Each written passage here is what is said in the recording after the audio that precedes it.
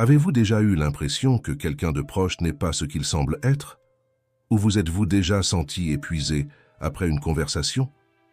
Dans cette vidéo, nous allons révéler 11 signes clairs qu'il y a une personne mal intentionnée près de vous. Ces personnes peuvent entrer dans nos vies de manière subtile, en aspirant notre énergie et en créant un environnement de tension et de négativité. Identifier ces personnes est essentiel pour protéger notre paix et construire des relations saines. La sagesse stoïcienne nous enseigne à observer les actions des autres pour comprendre leur caractère. En prêtant attention aux attitudes et comportements, nous pouvons percevoir la véritable nature des personnes qui nous entourent. Dans le stoïcisme, nous apprenons à gérer ces situations avec sagesse et discernement. Reconnaître les signes d'une personne mal intentionnée est crucial pour protéger notre espace émotionnel et garantir que nous ne soyons pas manipulés ou blessés. Vous êtes-vous déjà demandé combien de fois vous avez permis à quelqu'un de vous affecter sans vous en rendre compte? Identifier ces signes peut transformer votre vie en vous aidant à créer des limites saines. Dans cette vidéo, nous allons explorer ces 11 signes pour que vous puissiez mieux comprendre vous-même et les autres. Chacun d'eux sera comme une lanterne, éclairant des choses que vous n'avez peut-être pas remarquées. Reconnaître ces attitudes renforcera votre capacité à vivre avec sagesse, de manière plus légère et consciente. Alors, commençons. Signe 1. Veut un contrôle absolu sur votre vie. Les personnes malveillantes sont extrêmement contrôlantes. Elles se sentent mal à l'aise et impuissantes si elles ne parviennent pas à contrôler tous les aspects de leur vie et de la vie des personnes qui les entourent. Elles feront tout leur possible pour s'assurer que les choses se passent selon leurs désirs et abuseront de leur pouvoir dès qu'elles ne rencontreront aucune résistance. Pensez à ce patron qui insiste pour vérifier chaque petit détail de votre travail, non pas pour aider, mais parce qu'il a besoin d'avoir un contrôle total. Ou cet ami qui décide toujours où vous allez ou ce que vous faites, sans tenir compte de votre avis ou des goûts des autres. Beaucoup de personnes agissent ainsi par insécurité ou par désir de pouvoir, croyant que contrôler les autres prouve leur valeur. Comme s'ils pensaient « je suis meilleur que les autres, ils font ce que je dis ». Le problème, c'est que ce type de comportement étouffe et peut être extrêmement préjudiciable au bien-être émotionnel des personnes autour. Marc Aurèle nous enseigne que « vous avez pouvoir sur votre esprit, non sur les événements extérieurs. Réalisez cela et vous trouverez la force. » Quand quelqu'un essaie de contrôler votre vie, il manque de respect à votre autonomie et à votre liberté. Le stoïcisme nous invite à reconnaître notre propre capacité de choix et à établir des limites claires contre ces invasions. Certaines personnes sont malveillantes et continueront d'agir ainsi. Il vous appartient de décider si vous acceptez ce type de relation dans votre vie ou non. Nous ne pouvons pas changer le comportement ou le caractère de quelqu'un, mais nous pouvons décider si cela fera partie de notre quotidien. Ces personnes peuvent également manipuler les situations pour garder le contrôle, en créant des règles strictes ou en utilisant le chantage émotionnel. Un exemple classique, c'est un partenaire ou une partenaire qui surveille où vous êtes et avec qui, non par souci, mais pour le pouvoir de dominer votre vie. Ce besoin de contrôle n'est pas seulement agaçant, il peut être dangereux et peu à peu détruire votre identité. Lorsque vous devez céder tout le temps aux volontés d'une autre personne, que ce soit un ami, un patron ou quelqu'un de plus proche, vous finissez par oublier d'être vous-même. Pour les stoïciens, la seule chose qui nous appartient entièrement, c'est notre droit de penser et de décider rationnellement comment nous agissons et réagissons à ce qui nous arrive. C'est pourquoi, si vous reconnaissez certains de ces signes de contrôle, commencez à établir des limites claires et à réaffirmer votre propre autonomie. C'est un processus difficile, mais nécessaire pour votre croissance personnelle et votre bien-être émotionnel. À la fin, la lutte pour le contrôle de votre vie en vaut la peine, car c'est la clé pour une existence plus libre et satisfaisante. Ne permettez pas que le comportement dominateur des autres vous enlève votre paix et votre pouvoir personnel. Comprenez que votre valeur ne dépend pas de l'acceptation des autres, mais de vivre selon vos propres principes en cultivant la sagesse et la vertu. Avant de continuer, je vous demande de partager cette vidéo avec ceux que vous pensez avoir besoin d'apprendre cela. Signe 2. Plaisir dans la douleur des autres. L'un des signes les plus évidents d'une personne mal intentionnée et son plaisir à voir les autres souffrir. Les personnes mauvaises ressentent de la satisfaction en voyant la douleur d'autrui, montrant une totale absence d'empathie. Si vous connaissez quelqu'un qui se réjouit des difficultés des autres, en faisant des blagues ou en souriant devant la souffrance d'autrui, c'est un indicateur clair que vous avez affaire à une personne mauvaise. Imaginez un ami qui, sachant qu'un de vos problèmes personnels, fait une blague au lieu de vous offrir son soutien. Ou un collègue de travail qui rit de vos difficultés au lieu de vous aider lorsque vous êtes débordé. Ces attitudes ne sont pas seulement insensibles, mais révèlent un caractère cruel. Des personnes ainsi peuvent même causer des situations néfastes pour les autres délibérément. Elles s'amusent à répandre des rumeurs ou à créer des conflits inutiles, juste pour avoir le plaisir de voir quelqu'un souffrir. Ce type de comportement ne détruit pas seulement l'harmonie dans n'importe quel environnement, mais il draine également l'énergie émotionnelle de tous ceux qui sont autour. Épictète nous rappelle que ce ne sont pas les choses qui nous perturbent, mais notre interprétation d'elles. Reconnaître le comportement toxique des autres est la première étape pour se protéger émotionnellement. En comprenant que la méchanceté des autres ne doit pas définir nos réactions, nous pouvons choisir de ne pas nous laisser ébranler et de maintenir notre paix intérieure. Changer d'attitude et se protéger contre les personnes malveillantes nécessite du courage et de la connaissance de soi. Réfléchissez à vos relations et identifiez celles qui apportent réellement de la valeur à votre vie. S'éloigner de ceux qui vous font du mal n'est pas de l'égoïsme, mais une façon de vous protéger et de prendre soin de vous-même. Entourez-vous de personnes qui vous respectent et vous soutiennent. Marc Aurèle, l'empereur stoïcien, a écrit « Choisissez vos compagnons avec sagesse, car leurs influences façonneront votre caractère. » Valorisez vos propres besoins et sentiments, et ne permettez pas que la négativité des autres domine votre vie. N'acceptez pas d'être contaminé par votre environnement. La vie est trop courte pour être vécue à l'ombre de la méchanceté d'autrui. Priorisez votre bien-être, entourez-vous de bonnes personnes et construisez des relations basées sur le respect et l'empathie. Et cela vaut également virtuellement. Vous pouvez commencer par vous entourer de contenus qui vous aident à repenser et à grandir chaque jour. C'est pourquoi il est important de laisser votre like et de vous abonner à notre chaîne et de devenir l'un de ceux qui cheminent vers la meilleure version de vous-même. Signe 3. Ils n'assument jamais leurs responsabilités. Vous avez déjà remarqué que certaines personnes ne se responsabilisent jamais pour quoi que ce soit? Elles ont toujours une justification ou un coupable lorsque quelque chose tourne mal. Certaines personnes mal intentionnées adorent se faire passer pour des victimes et ne reconnaissent jamais leurs propres erreurs, vous faisant sentir coupable ou vous obligeant à vous excuser à leur place. Épictète disait « Il est impossible pour un homme d'apprendre ce qu'il pense déjà savoir. » Le refus d'admettre les erreurs empêche la croissance et l'apprentissage. Imaginez que vous êtes impliqué dans un projet important au travail et un collègue commet une erreur. Mais au lieu d'admettre sa faute, il reste silencieux. Quand le problème éclate, il est le premier à pointer du doigt vers vous ou une autre personne de l'équipe, disant que c'est la faute de tout le monde, sauf la sienne. Cela crée un environnement de travail toxique et vous fait vous sentir perdu, assumant la responsabilité d'un problème qui aurait pu être corrigé bien plus tôt. Marc Aurèle nous rappelle « La qualité de votre vie dépend de la qualité de vos pensées. » Si nous permettons à ces influences négatives de contaminer notre esprit, nous en souffrons les conséquences. Un autre exemple est un ami ou un parent qui a toujours des ennuis et, au lieu d'accepter que ses choix l'ont conduit à ces situations, il blâme les autres. S'il est renvoyé de son travail, c'est toujours la faute du patron ou des collègues qui ne savent pas travailler correctement comme lui. S'il arrive en retard à un rendez-vous, c'est la faute du trafic ou de quelqu'un qui l'a retardé. Si quelque chose va mal dans sa vie, il ne regarde jamais ses propres actions, mais trouve toujours un moyen de blâmer les autres, Dieu ou la vie, sans jamais penser à revoir ses attitudes.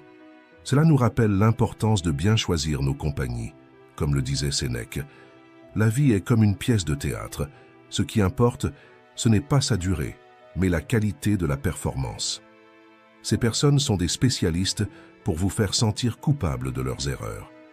Elles manipulent les situations de telle manière que vous finissez par vous excuser pour quelque chose qui n'est même pas de votre responsabilité. Comme un patron, par exemple, qui, pendant un moment de colère, crie après vous. Ensuite, Vous vous sentez obligé de vous excuser pour lui avoir parlé à ce moment-là, même si vous n'avez rien fait de mal. C'est émotionnellement épuisant et vous enferme dans un cycle de culpabilité et de manipulation, minant votre estime de soi avec le temps. Par conséquent, commencez à prêter attention aux attitudes de ceux qui vous entourent. Si quelqu'un refuse constamment d'assumer la responsabilité et essaie de rejeter la faute sur vous ou sur les autres, c'est un signe clair d'alerte. Ne laissez pas ces personnes affecter votre paix intérieure et votre confiance.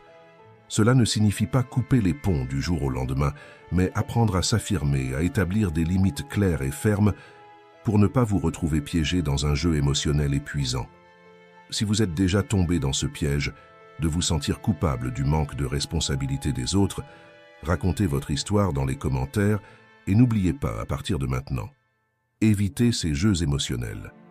Signe 4. Ils ne ressentent aucun remords pour leurs actions. Tous les hommes commettent des erreurs, mais seuls les grands hommes reconnaissent qu'ils ont erré. Cette citation de Socrate nous rappelle que la reconnaissance de l'erreur est une marque de grandeur et d'humilité. Mais contrairement à cette grandeur, les personnes mauvaises ne ressentent jamais de remords pour leurs actions. Cette absence de repentir n'est pas seulement une faille morale, mais aussi un signe clair d'un caractère problématique. Imaginez un arbre fruitier dans un jardin. Si ses racines sont malades, même si l'arbre semble fort, ses fruits seront amers et ne pousseront pas correctement. De la même manière, une personne qui ne ressent jamais de remords peut sembler fiable et charismatique en surface, mais ses actions et décisions reflètent une profonde corruption interne. Ceci est un exemple qui nous aide à comprendre la gravité de côtoyer une telle personne. Un exercice simple, pensez à 3 situations récentes où quelqu'un a causé du tort ou du malaise, et si cette personne a reconnu l'impact de ses actions. A-t-elle ressenti des remords ou essayé de corriger son erreur? La réponse à ces questions peut révéler beaucoup sur son caractère, et la façon dont vous décidez de réagir en dit beaucoup sur le vôtre. Chacune de ces situations cause un stress significatif et une usure émotionnelle qui, accumulées, peuvent entraîner des problèmes de santé mentale et physique. Le coût de permettre une telle influence dans votre vie est incommensurable. Confucius disait « L'homme supérieur est modeste dans son discours, mais excelle dans ses actions. » Et il avait raison. L'absence de remords révèle un caractère inférieur, incapable de grandir et de s'améliorer. En reconnaissant et en éloignant ces influences négatives, vous ouvrez la voie à des relations plus saines et significatives, basées sur le respect mutuel et la croissance personnelle. Signe 5. Ils ont l'habitude de mentir. Les personnes mal intentionnées mentent souvent pour en tirer profit ou manipuler les autres. Qui n'a jamais travaillé avec un collègue qui inventait des histoires sur ses réussites professionnelles, allant même jusqu'à fabriquer des faits pour paraître meilleur que les autres? Ou un ami qui dit qu'il était malade et ne pouvait pas venir à votre événement, mais vous découvrez qu'il s'amusait ailleurs. Ces mensonges peuvent sembler petits et inoffensifs au début, mais avec le temps, ils érodent la confiance et nuisent aux relations. Si quelqu'un ment de manière répétée, même sur des choses simples, c'est un signe clair que cette personne ne vous respecte pas et est prête à sacrifier votre confiance pour gagner quelque chose. Marc Aurèle nous rappelle « L'âme qui porte un désir de vérité ne tolère pas la fausseté ». Identifier et confronter ces mensonges est essentiel pour maintenir des relations saines. L'honnêteté est la base de toute relation solide. Les personnes qui mentent tout le temps ne peuvent pas offrir cette base. Si vous constatez que quelqu'un autour de vous a l'habitude de mentir, évaluez l'impact de cette personne dans votre vie. Réfléchissez à ce qui compte vraiment et si cette relation mérite votre investissement. Signe 6. Sensation étrange en présence de quelqu'un. Imaginez entrer dans une salle remplie de personnes que vous connaissez, toutes souriantes et en train de converser. Soudain, quelqu'un entre et, sans raison apparente, un frisson parcourt votre colonne vertébrale. Cette sensation inconfortable est un signe qu'il ne faut pas ignorer. Notre instinct perçoit souvent les menaces avant que notre esprit conscient ne les enregistre. Pensez à un moment où vous avez ressenti cette étrangeté près de quelqu'un. Cela a peut-être été avec un collègue de travail, un ami ou même un membre de la famille. Cette sensation est une alerte interne. À ce moment-là, il est important de faire une pause et d'évaluer. Y a-t-il quelque chose que cette personne fait ou dit qui provoque cette réaction chez vous? Essayez d'identifier et d'écrire ces moments pour mieux comprendre leur origine. Souvent, nous jugeons les autres uniquement par leurs actions visibles, en ignorant les signes subtils qui révèlent leurs intentions. Il est essentiel d'être attentif à ces signes, surtout parce qu'ils peuvent indiquer la présence d'une personne malveillante. Demandez-vous pourquoi vous maintenez ou permettez dans votre vie des personnes qui peuvent vous nuire. Parfois, la réponse réside dans la peur du changement ou l'espoir qu'elles changent. Cependant, cela arrive rarement sans un effort conscient. Rappelez-vous toujours, le caractère d'une personne se révèle dans les moments de faible visibilité, c'est-à-dire par ce que chacun fait lorsque personne ne regarde. Faites attention à ces sensations étranges en présence de certaines personnes. Elles peuvent être votre instinct essayant de vous protéger des influences négatives. Valorisez vos perceptions et soyez prêts à agir pour maintenir votre paix et votre bien-être. Et, avant que vous n'oubliez, aimez cette vidéo et abonnez-vous à la chaîne. Aidez-nous à apporter plus de vidéos comme celle-ci. Signe 7. Ne pas ignorer le passé. Si quelqu'un a causé des problèmes à d'autres auparavant, il est probable qu'il puisse faire de même avec vous. C'est un principe précieux, surtout quand il s'agit d'identifier des personnes qui peuvent apporter de la négativité ou de la malveillance dans nos vies. Imaginez que vous êtes dans un champ de mines, mais que vous avez une carte qui montre exactement où se trouvent les mines. Ignorer cette carte serait pour le moins imprudent. De la même manière, ignorer les comportements passés de quelqu'un peut être dangereux. Si une personne a un historique de causer des problèmes, ou dans les relations précédentes, par exemple, des épisodes d'infidélité et de manque de respect. Il est naturel de vouloir croire qu'avec vous ce sera différent, que vous pouvez être l'exception. Mais nous devons également comprendre qu'il est plus probable et possible qu'elle continue à faire la même chose avec vous. Un autre scénario courant, c'est quand vous commencez un nouvel emploi et que vos collègues vous avertissent rapidement à propos d'un superviseur problématique. Ils rapportent comment il défoule ses frustrations sur les subordonnés, crée un environnement de travail tendu et démotivant et n'assume jamais la responsabilité de ses erreurs. Ces récits ne sont pas des commérages, mais des avertissements basés sur des expériences réelles. Si plusieurs personnes avertissent à propos de la même personne, c'est un signe clair que vous devez être prudent. Le passé ne nous condamne pas à agir exactement de la même manière.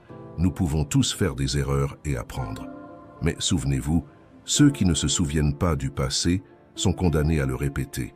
Ne pas ignorer les signes évidents. Apprendre du passé est une manière de protéger votre paix et votre bien-être. Soyez attentifs à l'historique des personnes autour de vous et faites des choix conscients. Et si vous aimez ce contenu et que vous voulez en savoir plus sur la façon d'appliquer le stoïcisme dans la pratique, abonnez-vous à la chaîne et activez les notifications. Et si vous avez des questions, écrivez-les dans les commentaires. Signe 8. Mépris et manipulation émotionnelle. Nous avons tous, à un moment donné, rencontré des personnes qui semblent absorber notre énergie et nous font nous sentir diminués. L'une des formes les plus insidieuses de manipulation émotionnelle est le mépris. Imaginez être marié à quelqu'un qui, presque tous les jours, critique votre apparence, pointant vos défauts physiques comme s'ils étaient impardonnables. Ils agissent de manière passive-agressive, disant des choses comme « tu pourrais être plus beau » ou « pourquoi ne t'habillais-tu pas mieux ?» Ces commentaires ne sont pas constructifs. Ils sont cruels et conçus pour miner votre confiance en vous. Un autre exemple est un ami qui se moque de vos intérêts et passions, minimisant vos réalisations et rêves, comme s'ils n'étaient pas dignes de respect. Ils peuvent rire de vos ambitions ou intérêts, vous faisant sentir comme un imbécile de poursuivre vos objectifs. Ce type de mépris non seulement blesse, mais vous fait également douter de vous-même et de vos capacités. C'est une tentative claire de contrôler vos émotions et d'affaiblir votre estime de soi, afin que vous dépendiez de cette personne pour validation et acceptation. Pensez à une fleur épanouie dans un jardin. Cette fleur, pleine de beauté, est constamment piétinée par quelqu'un qui prétend s'occuper du jardin, mais qui en réalité cherche à le détruire. C'est le scénario que beaucoup d'entre nous affrontent en traitant avec des manipulateurs émotionnels. Ils se déguisent en amis ou partenaires, mais leurs actions visent à miner notre confiance et à nous faire douter de notre propre perception. Sénèque, l'un des plus grands penseurs stoïciens, a affirmé « Parfois, même vivre est un acte de courage ». C'est pourquoi Ne permettez pas que les pensées négatives et le mépris des autres contaminent votre vision de vous-même. Reconnaissez la valeur intrinsèque que vous possédez et ne laissez pas les critiques destructrices façonner votre image de soi. Protégez-vous en vous éloignant de ceux qui essaient constamment de vous rabaisser. Entourez-vous de personnes qui vous valorisent et vous respectent pour ce que vous êtes. Dans le stoïcisme, nous cherchons à cultiver un environnement de croissance et de positivité. Si quelqu'un vous méprise constamment, c'est un signe clair que cette personne ne s'intéresse pas à votre bien-être émotionnel. Signe 9. L'envie. Les personnes qui ont besoin de prouver qu'elles sont meilleures que vous. L'envie est comme un poison qui contamine l'âme, obscurcissant la lumière qui brille en chacun de nous. Bien qu'elle soit l'une des émotions de base de l'être humain, selon la psychologue, cela ne la rend pas inoffensive. L'envie détruit les relations, ronge l'estime de soi et empêche notre croissance. Nous devons la reconnaître et la combattre pour vivre pleinement.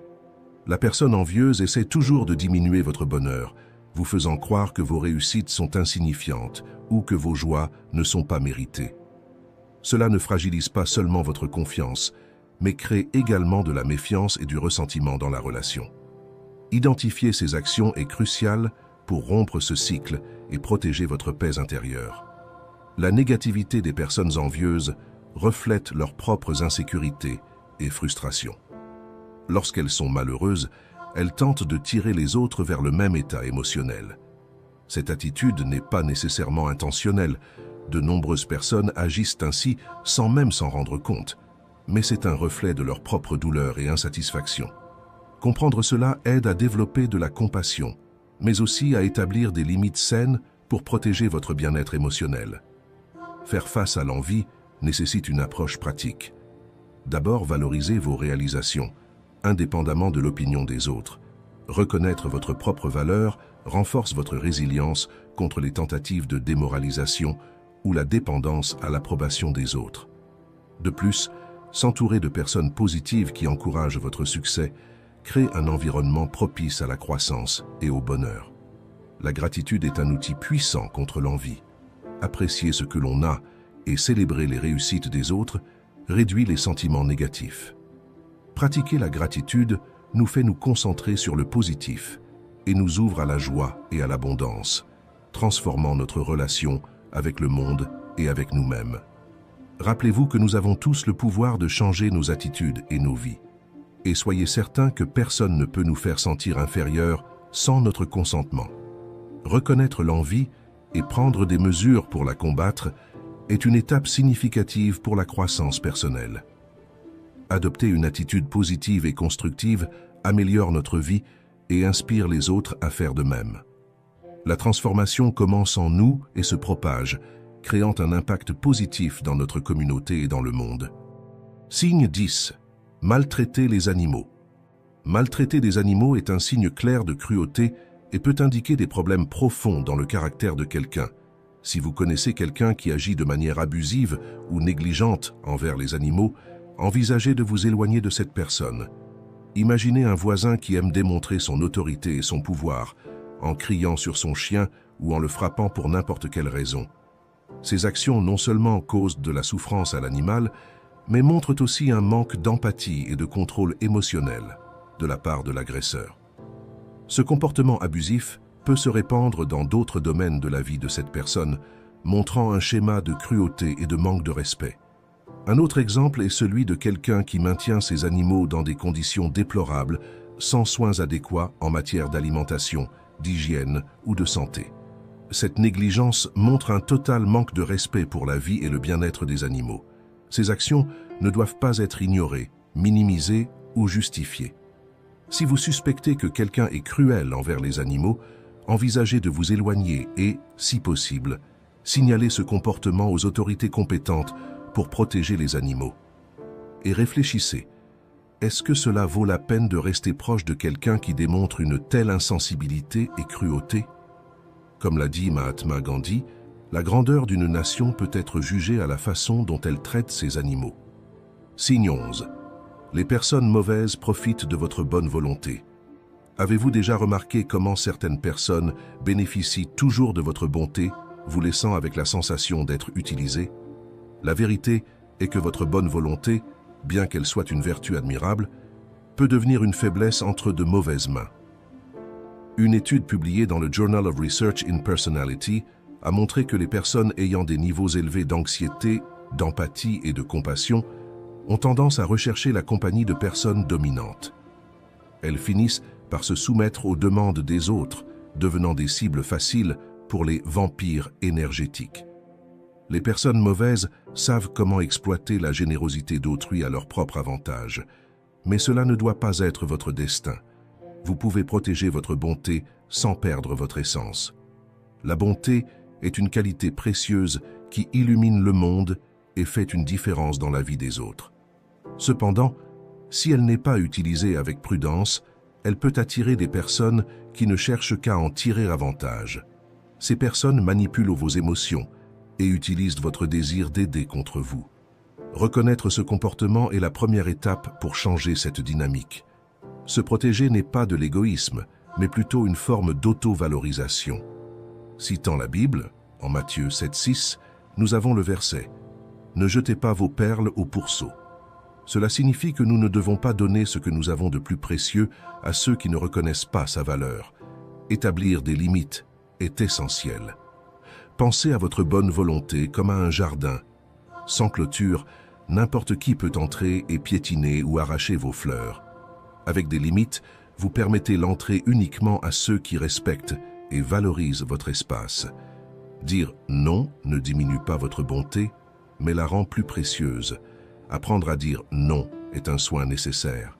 En plus des limites, il est important de reconnaître les véritables intentions des gens. Observez leurs actions, pas seulement leurs paroles. Ceux qui apprécient vraiment votre bonté montrent réciprocité et respect. Les relations saines sont basées sur un échange mutuel, non sur l'exploitation. Protéger votre bonté vous rend plus sage, pas moins généreux. Réfléchissez à chaque fois où vous avez été exploité et utilisez ces expériences pour grandir. Chaque déception est une opportunité de renforcer votre résilience émotionnelle.